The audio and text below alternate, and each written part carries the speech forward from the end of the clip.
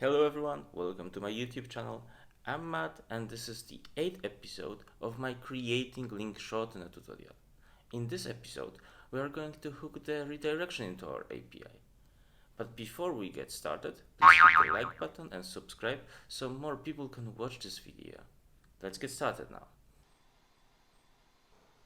We are going to create a redirect file in our API. Let's simply copy the contents of the shortener link into it.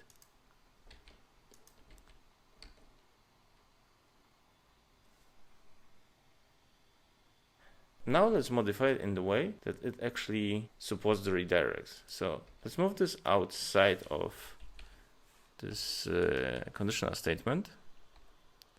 And as you can see, this query is designed to create a new link. So how we can modify it to actually read the link rather than insert one? We simply need to change the insert one method into find one. And instead of using the link, we are going to use the ID, which is _ID. And now we are going to pass request.query.id. So let's try it. Let's return response.json and we return the entry. Let's go to copy our URL,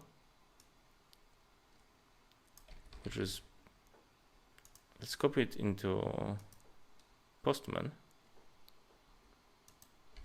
This is a get method.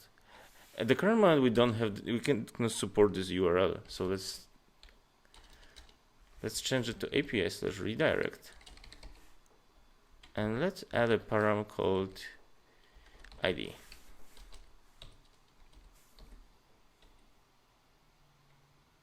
And let's send it. And we didn't get anything, so let's check the console. There was no error. So I think our system simply didn't find anything. And that's because of, if you want to use the MongoDB IDs, you need to import the object ID class, which simply converts the string into the ID which is understood by the MongoDB. So let's try to do this. New object ID, request, and it complains that it accepts the string, but this type here is inconsistent, so we need to simply cast it as a string. Let's try it. Let's save. Let's go to Postman, send, and here we go. We see that this is actually our link, so this query works. So now we need to simply convert into a redirect. Let's do it. So this API will actually not return any JSON responses. It will simply redirect users to other websites. So if entry is different than null, we are going to redirect our user. 301 is actually redirect code to the link we found in our database. I need to reformat document. If link doesn't exist in our database, we are going to redirect user to our main page. So let's implement it.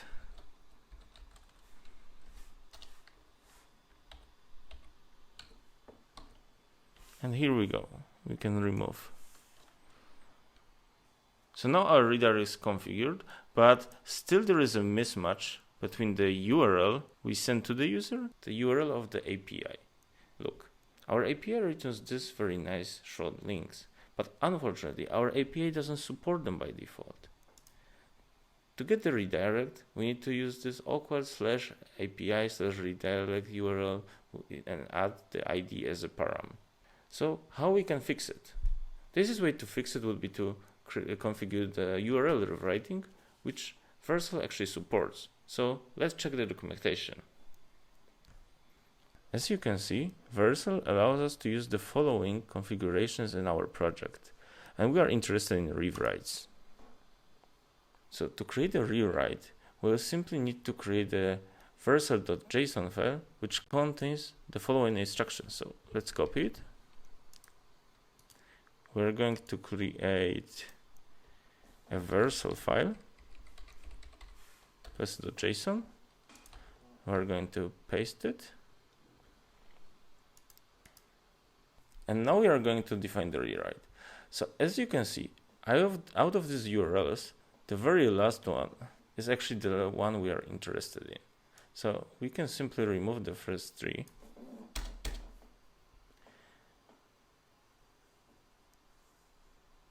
And we are going to configure it in the following way. So /r id will redirect us into /API/redirect !id equals id. And that's it. Now let's try the URL. Let's copy it. Let's run it. Now I need to restart my server to actually reach this configuration. Let's take a look.